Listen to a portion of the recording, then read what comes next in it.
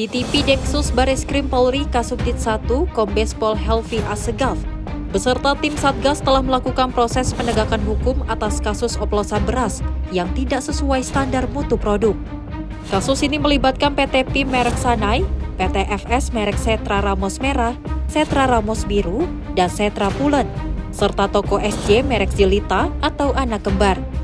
Praktik oplosan beras ini menurut Presiden Prabowo Subianto sangat merugikan masyarakat Indonesia.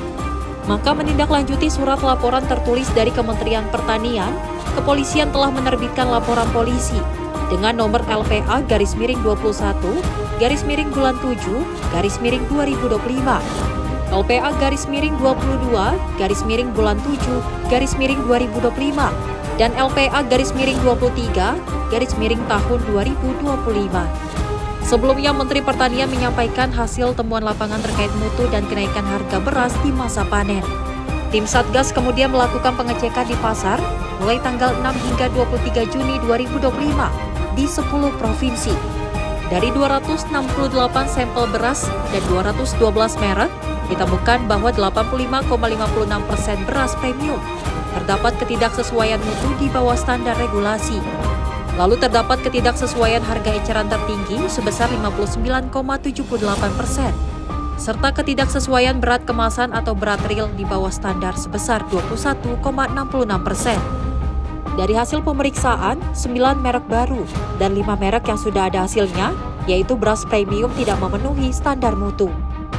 Kemudian Bareskrim melakukan tindak lanjut yaitu proses penegakan hukum lain terhadap produsen maupun hasil dari temuan yang telah disampaikan oleh ahli dari laboratorium. Untuk beras medium, ketidaksesuaian mutu di bawah standar regulasi mencapai 88,24%.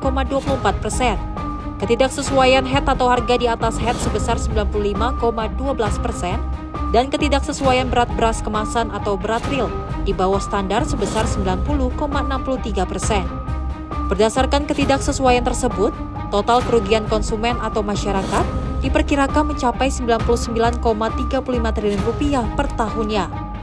Kerugian ini terbagi atas Rp34,21 triliun dari beras premium dan Rp65,14 triliun dari beras medium, dan berdasarkan penelusuran tim Satgas, ditemukannya beras tidak bermutu di kantor dan gudang PT FS di Jakarta Timur, gudang PT FS di Subang, Provinsi Jawa Barat, kantor dan gudang PT PIM di Serang dan di Provinsi Banten, serta pasar beras induk Cipinang di Jakarta Timur.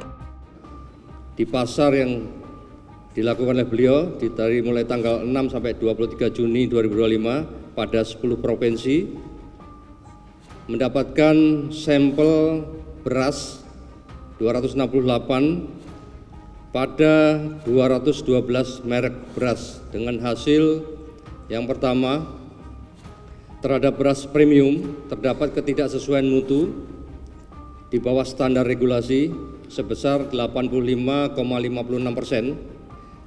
ketidaksesuaian HET sebesar 59,78%, ketidaksesuaian berat beras kemasan atau berat real di bawah standar sebesar 21,66%. Kemudian berdasarkan ketidaksesuaian pada poin 1, 2 tersebut, terdapat potensi kerugian konsumen atau masyarakat per tahun sebesar Rp99,35 triliun, terdiri dari beras premium sebesar Rp34,21 triliun dan beras medium sebesar Rp65,14 triliun.